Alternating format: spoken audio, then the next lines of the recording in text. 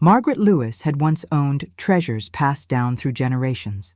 Delicate jewelry, hand-carved furniture, paintings whose worth lay not just in their price, but in the memories they carried. When her children needed help for college tuition, business ventures and down payments, she didn't hesitate. She sold the family heirlooms quietly, piece by cherished piece, believing that love meant sacrifice.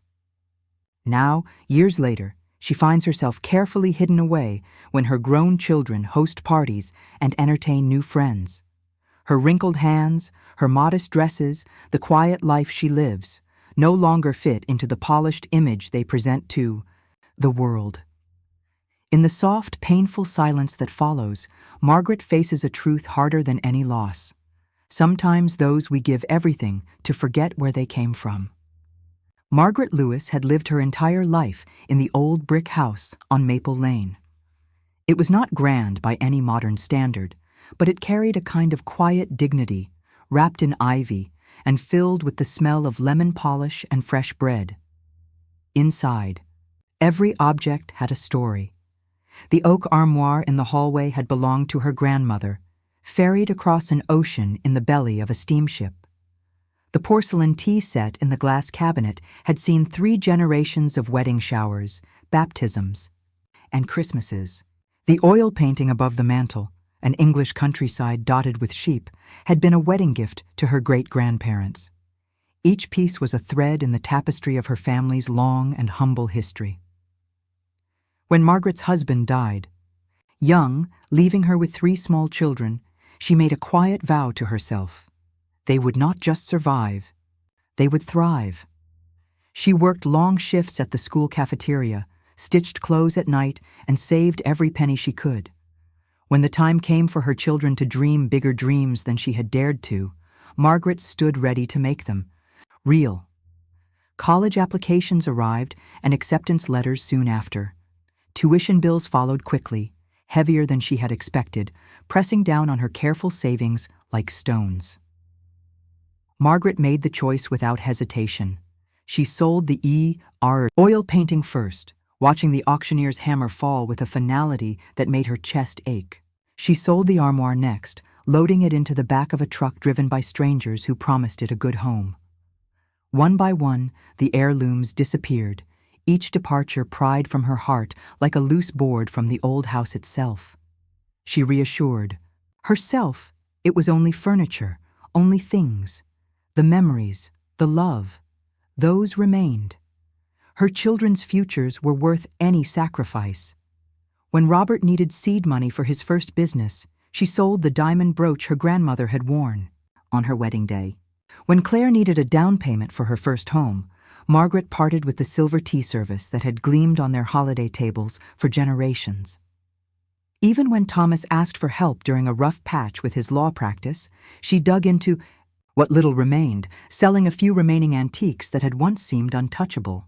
She gave because she loved. She gave because that's what mothers did. She told herself that her sacrifices were investments in their happiness, invisible gifts that would bloom into pride and gratitude in the years to come.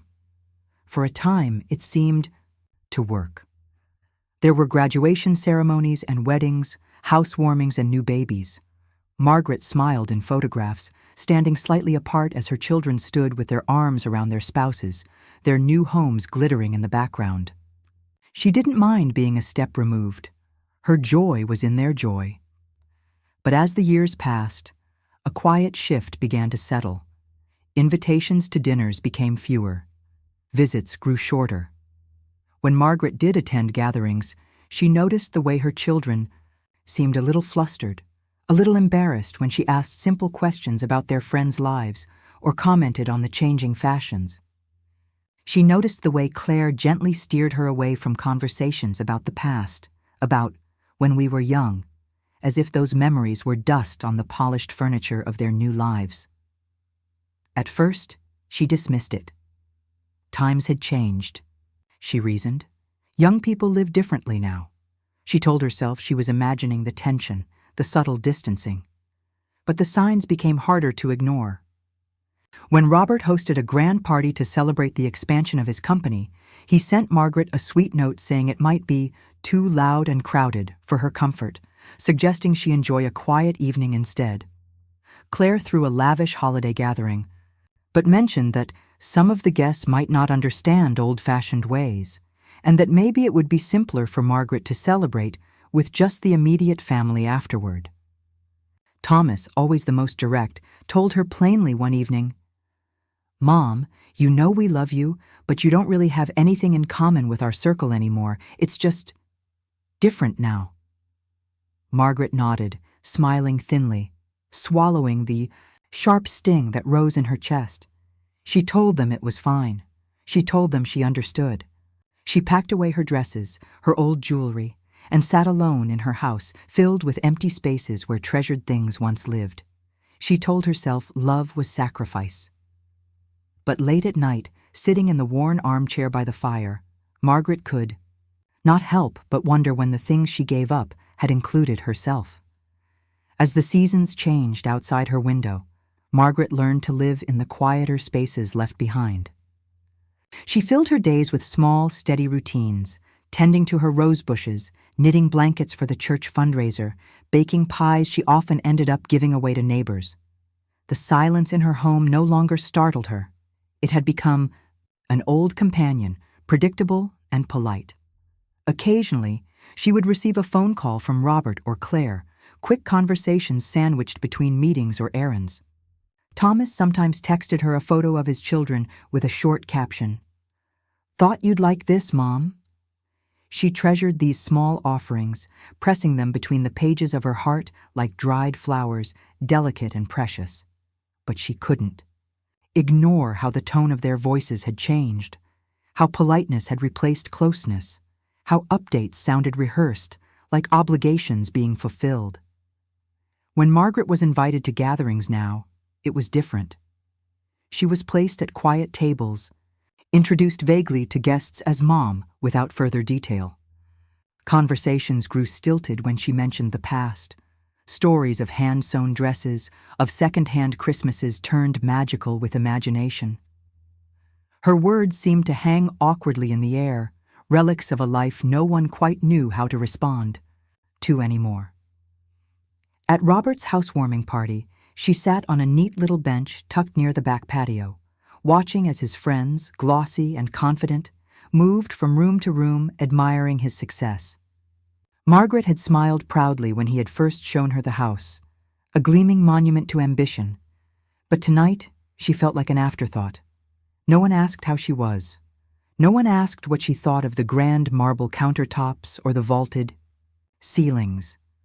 She might have been one of the landscape workers or an old neighbor accidentally invited, smiling too widely, out of place among sleek dresses and expensive shoes. Claire's gatherings were no better. Her world revolved around art shows, gallery openings, charity events where wine flowed freely, and conversation was peppered with references Margaret didn't recognize. On one occasion, a well-dressed guest had leaned close to Claire, whispering something that made them both laugh behind delicate hands. Margaret caught the glance that flicked her way and the quick apology that followed. Too smooth, too practiced. She smiled through it all. What else could she do? She had sold her treasures so they could chase these lives. She had given everything. Because she believed that's what mothers did. Because she believed that if you gave love enough room to grow, it would one day turn back toward you. But Margaret had begun to understand something she had never wanted to admit. Love, once given, did not always find its way home. Sometimes it scattered to the winds, caught up in the busy lives of those too preoccupied to remember who had built the foundation beneath their feet. She missed the house as it used to be, the heavy warmth of crowded tables, the noisy clutter of birthdays, the comfort of belongings that whispered stories from every corner. She missed the feeling of being needed, of being seen not as a relic, but as a living piece of their history. And yet, as the realization settled deeper into her bones, Margaret did not grow bitter. She felt the sadness, yes, but she also felt a quiet resilience blooming inside her. She had not sacrificed her heirlooms to buy gratitude. She had done it because she loved them, because she believed their dreams mattered. That truth remained solid, unshaken, no matter how invisible she might now seem. She realized, too, that perhaps it was time to build something new, not for them, but for herself. Something that could not be taken away, overlooked, or polished out of sight. And somewhere, in the soft sigh of the evening wind through the roses she still tended with care, Margaret found the first stirrings of a new kind of hope. The deeper Margaret leaned into her quiet routines, the more acutely she noticed the growing distance between herself and her children. It wasn't just the fewer invitations or the polite, strained conversations. It was something subtler, a quiet reordering of her place in their lives. When Thomas hosted his daughter's Sweet 16 party, Margaret received an invitation, sent through a group text along with dozens of other family members. No personal call, no handwritten note like the ones she used to send out for every birthday and celebration when her own children were small. The text was casual, almost dismissive. "Come if you can, no worries if not." Margaret stared at the glowing screen for a long time before setting it down without answering. In the days leading up to the party, she debated whether to go. She wanted to celebrate her granddaughter, of course she did. But the thought of standing awkwardly among sleek strangers who barely acknowledged her existence filled her with a quiet dread. In the end, she decided she would attend, but only for a little while. The party was held at a large rented venue downtown, full of silver balloons, catered hors d'oeuvres, and teenagers in designer clothes taking selfies under twinkling lights. Margaret found a corner near the buffet table and watched as Thomas introduced friends and business partners to one another, his gestures expansive, his smile practiced. Several times, their eyes met across the room, but Thomas would quickly look away, caught up in more important conversations. At one point, she overheard a woman ask Thomas if his mother was there. Thomas chuckled lightly and said, "Oh, she's around somewhere. She likes to keep to herself." No mention of how she had helped him through law school when he couldn't afford tuition. No mention of the sacrifices made, the nights she had stayed up sewing patches on his worn clothes so he could go to school looking proud. Margaret stayed for less than an hour. She left before the speeches began, slipping out quietly with her coat over her arm. No one stopped her. No one noticed. Driving home through the winding streets of the town she had lived in all her life, Margaret felt the loneliness settle heavier than it had in years. It wasn't just that she was being overlooked.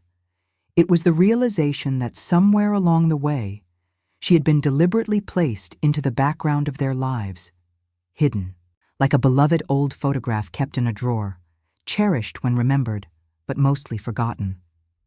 She sat at her kitchen table that night, staring at the faded patterns of the tablecloth, running her hand along the grooves worn into the wood from years of homework sessions, birthday cakes, and Sunday dinners. This house had been her life's work. These children had been her life's work. And yet, she had somehow become an accessory to be managed, an image to be polished or hidden depending on what suited the occasion. The heirlooms she had sold, the painting, the armor, the jewelry, they were more than just valuable things. They were pieces of her family's soul, sacrificed with the belief that the future built on their sale would somehow honor the past they represented. Now, Margaret realized with painful clarity that in smoothing their paths forward, she had made it easier for them to forget where they had started. She had given so much that she had left herself with little to hold on to. One afternoon, a week after the party, Margaret walked through town, her steps slow but determined. She passed storefronts, gleaming with newness, cafes filled with young faces laughing into their phones, boutiques selling clothes she would never wear. The world had changed around her, too fast and too bright, leaving her to wonder where she fit into this new order. In the window of a small antique shop tucked between two sleek galleries, Margaret stopped. There, in the dusty display, sat a teacup, delicate porcelain with a tiny chip on the handle, a soft floral pattern faded from use. It reminded her of the set she had sold long ago, a set that had seen so many family milestones, so many quiet conversations over shared cups of tea. Without thinking, she stepped inside the shop. She ran her fingers over the rim of the teacup, feeling its imperfections, its history. It was beautiful because it had been used, loved, worn. Not despite its age, but because of it. Margaret bought the cup, her heart steady as she placed it carefully in her handbag. That evening, sitting by the window with the new old cup warming her hands, Margaret understood something she had forgotten. She was not a thing to be hidden. She was not a relic. She was the living memory of everything that had come before, the dreams, the sacrifices, the unwavering love. And she would no longer allow herself to be tucked away like an old heirloom no one had time to remember. In the days after buying the chipped teacup, Margaret found herself visiting the little antique shop more often. It became a place of quiet refuge, a reminder that beauty did not depend on perfection or newness. She wandered the narrow aisles, running her fingers along worn oak tables and faded books with cracked spines, each item whispering of a life once lived, a story once treasured. It comforted her in a way the polished, gleaming homes of her children never could. At home, Margaret placed the teacup on a small wooden shelf she cleared near the window. She arranged it with a few simple treasures: a faded photograph of her parents' wedding day, an old hand mirror with silver filigree, a brooch shaped like a rose she had almost sold but couldn't part with. It wasn't a grand collection. It wasn't valuable to anyone else. But to Margaret, it was proof that her story, her history, still had a place. The act of honoring her past in these small, private ways gave her a new sense of strength. She realized how much of herself she had given away without even recognizing it. Every heirloom sold, every story left untold, every gathering she had smiled through while being quietly set aside, all of it had chipped away at her spirit until she had begun to believe her worth depended on how well she blended into the background. Now, sitting in her quiet house with the sunlight pooling across the floor and her tiny collection standing proudly by the window, Margaret understood she did not need her children's approval to validate her life. She had been enough all along. Her sacrifices had built something real, even if no one took the time to name it. Still, there were hard days, days when loneliness pressed in like a fog, days when she wondered if perhaps she had made a mistake in giving so much without keeping anything for herself. She would sit in her armchair, the evening news murmuring in the background, and feel the ache of all the birthdays and milestones she had missed being part of in a meaningful way. But now, Margaret had tools she hadn't possessed before. She had her rituals, the slow brewing of tea in her chipped cup, the careful tending of her roses, the quiet satisfaction of mending. A worn quilt or baking a loaf of bread for herself, simply because she deserved something warm and good. She also learned to protect her heart. When invitations came, she considered them carefully. She asked herself not what was expected, but what she truly wanted. Sometimes she attended, smiling politely, offering her congratulations. Sometimes she stayed home, letting the day pass without guilt. Her presence no longer offered out of obligation, but out of choice. Margaret no longer chased a place in their world. She had built a world of her own, a world stitched together, from resilience, memory, and a fierce, gentle pride.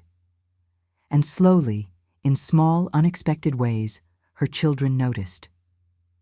Claire stopped by one afternoon with a bundle of flowers, looking nervous and a little lost without the noise of a big family gathering around her. Robert called one evening just to ask how her garden was doing, staying on the line longer than usual, letting the conversation meander comfortably. Even Thomas, always the most distant, sent her an email with photos of his children at a school play, adding a simple line that nearly brought her to tears. "Wish you could have been there, Mom. We miss you." Margaret received these gestures with gratitude, but without the hunger that had once gnawed at her. She accepted them as gifts, not as necessities. She loved her children deeply, But she loved herself too now, and that balance gave her a peace she had never known in her younger years. In the stillness of her home, surrounded by the humble tokens of her history, Margaret finally understood. She was not forgotten. She was not hidden. She had simply moved beyond the need for outward recognition. Her life, her love, her sacrifices, they lived on, not just in her children's successes, but in the quiet strength she carried inside her every single day. And no one could ever take that away. The summer drifted into a golden haze, and Margaret found herself embracing a kind of happiness she hadn't expected at this stage in her life. It was not the bright, loud happiness of youth, nor the public celebrations she once believed would fill her later years. Instead, it was a softer, steadier happiness, one built in small, private victories and in the quiet pride of a life still, rich with meaning. She spent her mornings tending the garden, letting her hands find the rhythm of weeding and watering, coaxing color from the soil. In the afternoons, she took long walks through the tree-lined streets of town, sometimes stopping by the library or the local cafe where the owner always greeted her by name. There was a freedom now in her days that Margaret had never fully known when she was busy raising children, keeping house, and sacrificing endlessly for others. One Saturday, Claire surprised her by inviting her to a small gathering, a simple, backyard cookout with just the immediate family.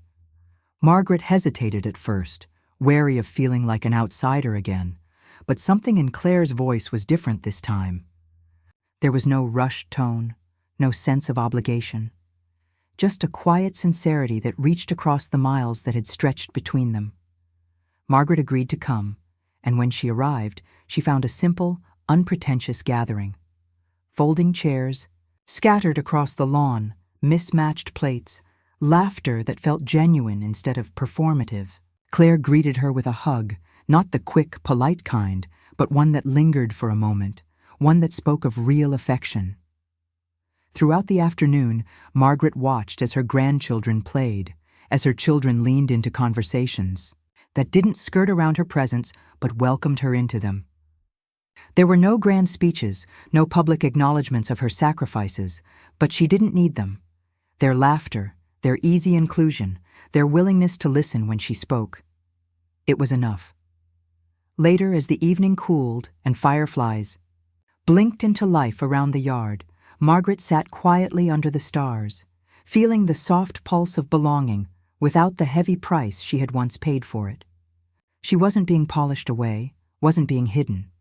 She was simply part of the fabric of the evening, essential, natural, enough. It wasn't the resolution she had once dreamed of, but it was real, and it was hers. For a while, Margaret allowed herself to believe that things had truly shifted. The small cookout had rekindled a sense of hope, a belief that maybe her family was beginning to see her again, not as a relic from a different time, but as a living, breathing part of their world. The days that followed were lightened by that hope. Every text from Claire, every call from Robert, every photograph from Thomas received with a heart that felt just a little fuller. But life, Margaret had long learned, had a way of testing even the most fragile hopes. It started subtly, a small moment that might have passed unnoticed if she hadn't been paying closer attention. Robert invited her to attend a company event, an open house at one of his newest properties. Margaret was touched by the invitation, and after some thought, decided to go.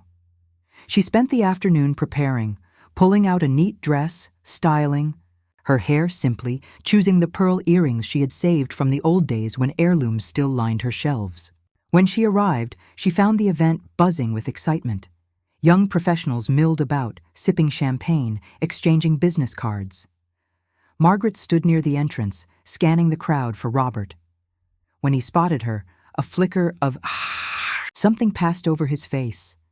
A split-second hesitation before he plastered on a bright smile and hurried toward her. "Mom, I didn't think you'd actually make it," he said, squeezing her hand gently, but steering her toward a quiet corner, away from the throngs of clients and colleagues. "It's a little hectic here. Why don't you just relax over here? I'll come check on you later." Margaret sat down obediently, holding her small plate of hors d'oeuvres, watching from the edges as Robert moved seamlessly through the crowd.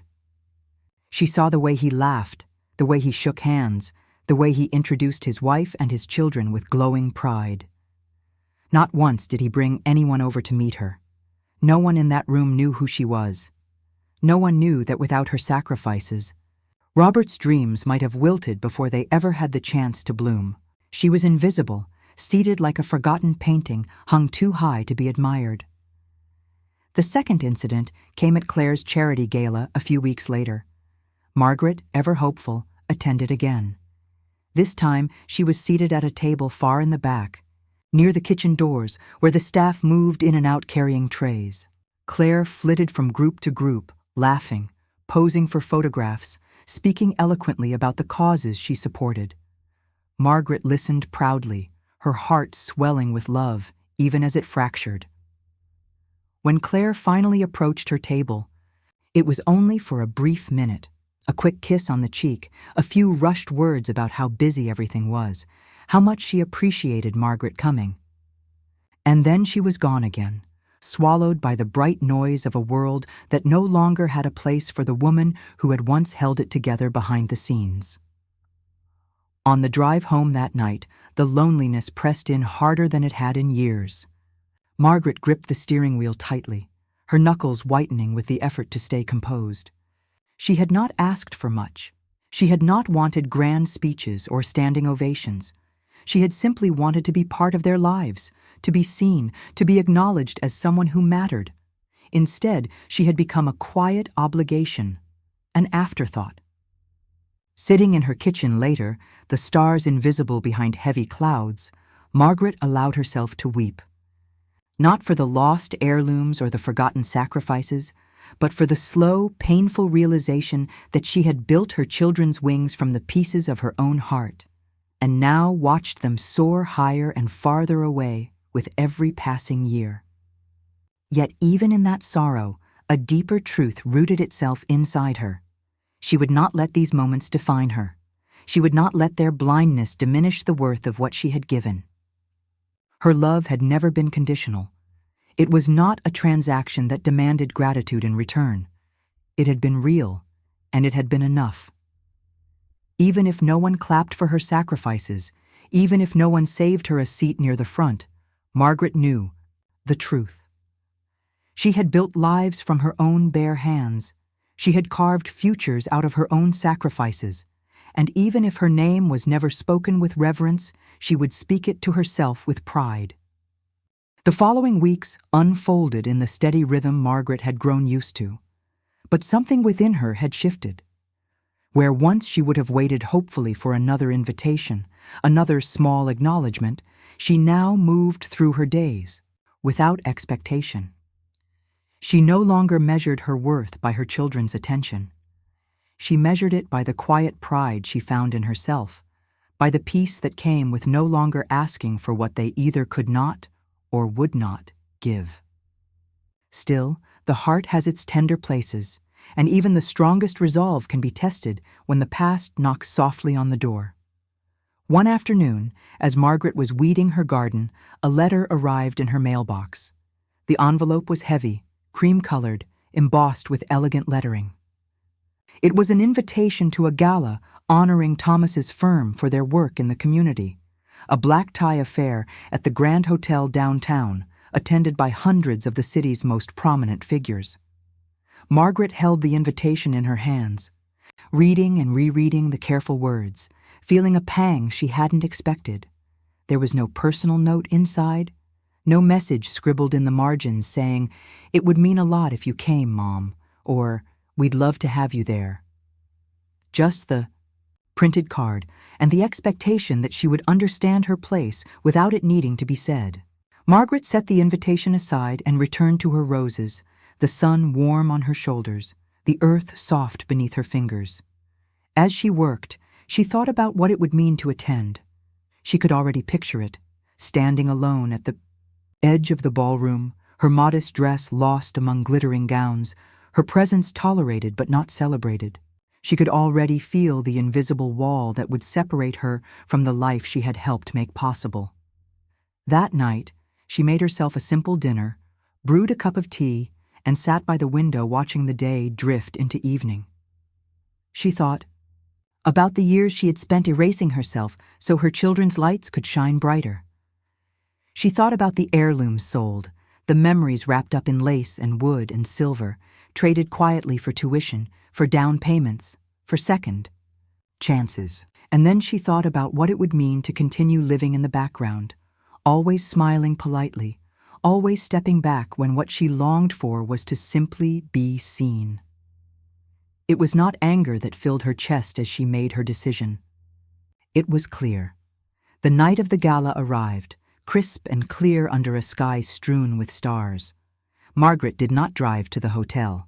Instead, she put on her soft cardigan, slipped her feet into worn but comfortable shoes, and walked to the small cafe in town she loved. The owner, a kind woman named Julia, waved her over to the corner booth where they often chatted over coffee and fresh scones. Margaret ordered a slice of lemon cake and a pot of tea. She sat in the booth by the window, watching the town hum quietly around her, the streetlights flickering on one by one, the laughter spilling out of a nearby diner, the slow, steady pulse of ordinary life. For the first time in many years, she felt exactly where she was meant to be. Across the table, Julia smiled warmly. "You look nice tonight," she said simply, and Margaret smiled back, feeling seen, not for what she could provide or sacrifice, but for who she was. Later, walking home beneath the silver wash of moonlight, Margaret felt no regret about the path she had chosen. She passed the Grand Hotel on her way, hearing the muted swell of music and the clinking of glasses through the grand arched windows. She could imagine the glittering ballroom, the speeches, the laughter, the endless whirl of names and faces. She did not feel bitterness. She felt something sturdier, something stronger. She had given her love freely, and it had built beautiful lives. That truth did not require acknowledgement to be real. That truth lived in her hands, her memories, her quiet acts of bravery and grace. And now, she was choosing to live the life that remained for herself, full of small joys, quiet triumphs, and the peace that comes from knowing you are enough even when the world forgets to say so. Margaret walked the rest of the way home, the wise stars high above her, the road quiet and sure beneath her feet. She smiled softly, feeling the fullness of her own company, her own heart. She was not hidden anymore. She was not forgotten. She was free. The days after the gala slipped by gently, marked not by grand events, but by the slow, satisfying rhythms Margaret had come to treasure. She found herself savoring the small details of life, the way the morning light filtered through her kitchen window, the feeling of dirt beneath her fingertips as she planted a few new rose bushes, the warmth of her favorite cardigan draped around her shoulders in the cool evening air. Her children called, of course. They spoke of the gala, of the important people they met, the opportunities that were opening before them. Margaret listened with genuine pride, her voice warm and steady, but she no longer felt the old ache for inclusion, the old hunger for recognition. She did not mention that she hadn't attended. She did not explain or apologize. The decision had been hers, and she carried it without regret. Robert dropped by one afternoon, bringing a box of pastries from the city bakery he knew she liked.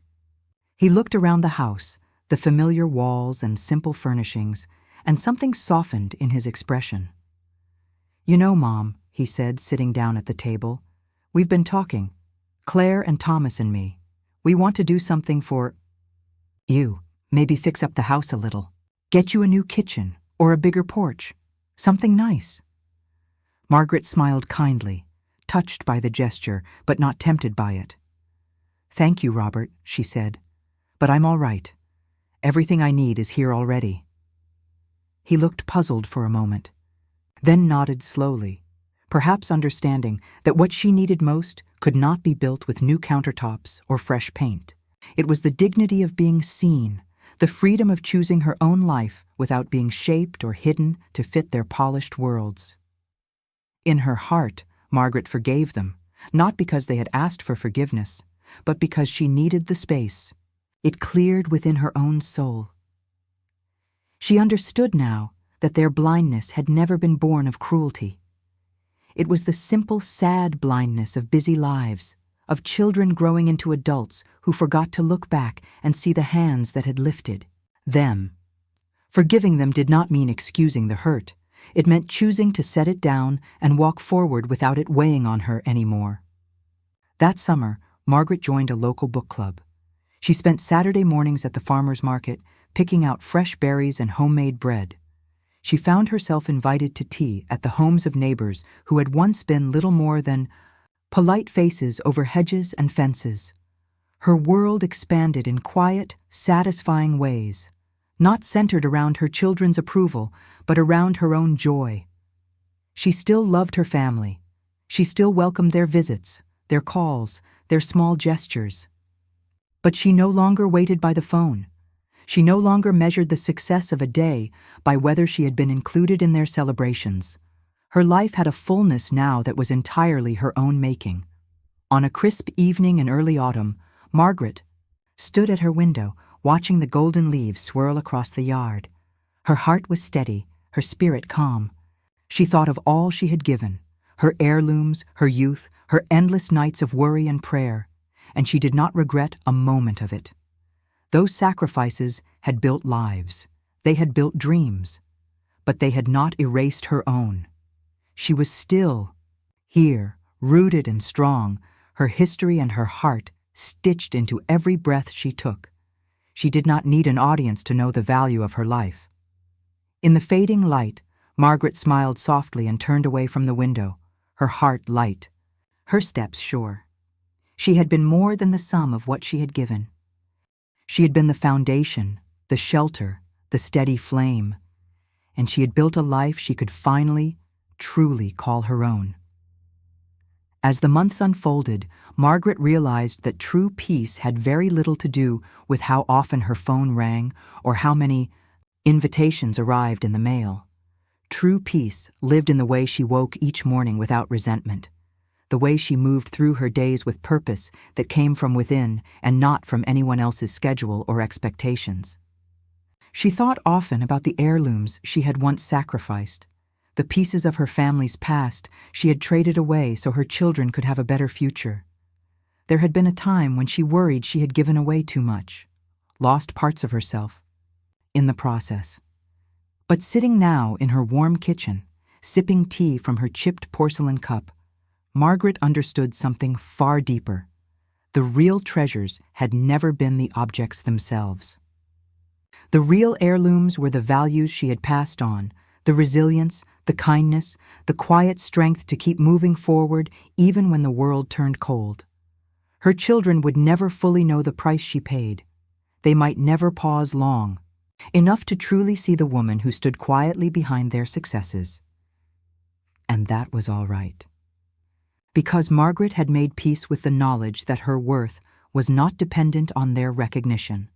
Her life was measured by the love she had given freely, the roots she had planted deeply, and the grace with which she had learned to let go. The ache of being overlooked still lingered sometimes, like a scar that flared up with the change of seasons, but it no longer ruled her. It no longer defined her days. She had built a life beyond the confines of their approval, a life stitched together with dignity, resilience, and a joy that no one could take away. As the autumn winds curled around her home and the evenings grew longer, Margaret sat by her, window with a soft blanket around her shoulders. She watched the leaves fall, one by one, steady and sure, and smiled. She was not a forgotten relic. She was a living testament to a love that had never demanded anything in return. And at long last, Margaret knew her heart was full enough to carry her forward, no matter who remembered, no matter who did not. If Margaret's story touched your heart, share it with someone who understands the quiet sacrifices made without applause and the strength it takes to keep loving without expectation. Subscribe to hear more stories that honor the unseen heroes, the mothers, grandmothers, and quiet souls whose love built dreams, even when no one paused to notice. Together, let's celebrate the enduring power of resilience, the grace of letting go, and the beautiful lives lived in the soft spaces between memory and hope. Thank you for being part of a community that truly sees the invisible strength behind every success.